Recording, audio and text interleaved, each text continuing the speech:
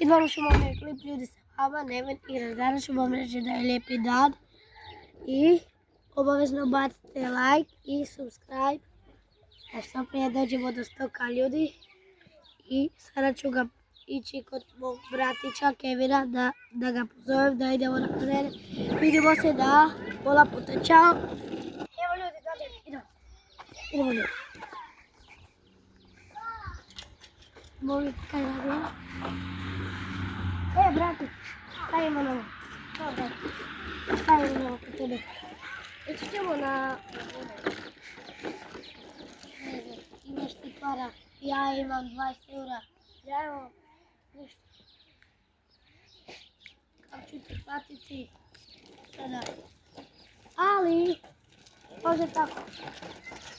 Ako ovaj video skupi 10.000 lajkova i subscribe-a i to što sam sada rekao, idemo na more, ne na bazen. Znači onda vidimo se sutra, ne danas, jer danas ideju njegov tata u Zagreb ljudi sa njegovom mamom da kupi nešto za njega, majicu, trenirku, tako ljudi. Vidimo se u drugom klipu. Ćao!